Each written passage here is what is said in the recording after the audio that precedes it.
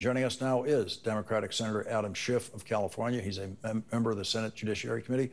Senator Schiff, thank you very much for making the time to join us. I know that it was your amendment that was just on the floor. It was your amendment to guarantee food assistance be continued for families with children under 12, and every Republican in the Senate, 53 of them, voted against your amendment to guarantee nutritional support for children under 12 in this country. Did you think you had a chance of at least peeling off a few Republicans on this one? I did think there was a chance of peeling off at least a few Republicans because, after all, how do you make the argument that feeding hungry kids is somehow a waste? But that's the argument they're making. They made one additional argument, which is we'd have to go back to committee to fix this, to make sure we're not leaving kids hungry, and we're not willing to spend the time. That was the other argument.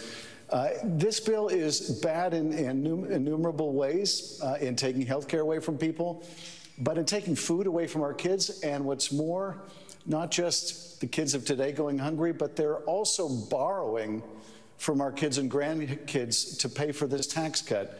So it's just a terrible betrayal, really. And I think about my parents' generation, the greatest generation, and I think about this generation now as reflected in these priorities. And this is the selfish generation, the generation that says we're going to take away from hungry kids and give ourselves a tax cut. We're going to take away from our kids and grandkids, raise the national debt, take money from them to give ourselves a tax cut.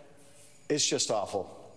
You know, Senator, I've been reporting on what the Republicans, Donald Trump, Elon Musk, and with the full support of Republicans in Congress, have done to USAID, in which, by killing the United States Agency for International Development, they literally and specifically took food away from starving children in Africa and elsewhere. But right in the middle of a famine in Africa, they pulled the food away. And we have several reports now of hundreds of thousands of deaths as a result of what they've done by taking food away and taking medicine away. But in covering that, one of the things I was thinking, which I haven't really said, is they wouldn't do that in the United States. And it turns out your amendment tells me I was wrong about that. Yeah, sadly, you would have been wrong if you try to make that distinction. It's just not about cutting off aid to those outside the country. It's about cutting off assistance food to people inside the country. And what's more, with respect to the health care cuts, there are now credible studies that thousands of Americans are going to die as a result of these health care cuts, maybe tens of thousands of Americans.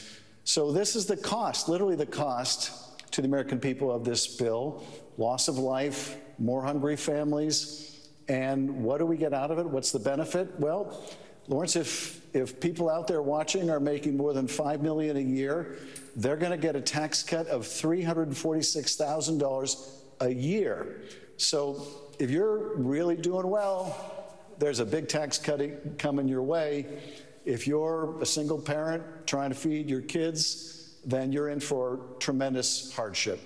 And Senator, speaking of waste, in the mantra of waste, fraud, and abuse that Republicans want to use, I had occasion to drive by the federal building in Westwood in Los Angeles this weekend, which has the worst use of military troops I've ever seen in my life. It's the most peaceable place, as you know.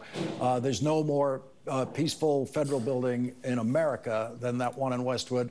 And you have soldiers blocking every driveway there in the most wasteful possible deployment of soldiers I have ever seen. Well, I think that's right. And it's also having two other impacts now. One is we're very much in fire season. There are fires burning in California as we speak. And those guardsmen are needed to help us battle those fires once again, to help those frontline communities. And what's more, I think the morale is really starting to suffer now. That is, people who signed up for the Guard did so because they wanted to protect and defend their country.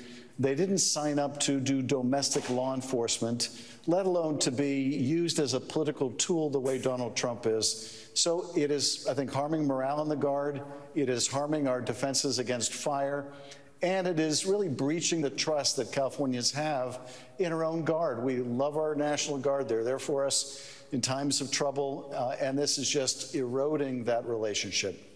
California Senator Adam Schiff, thank you very much for joining us. Thank you.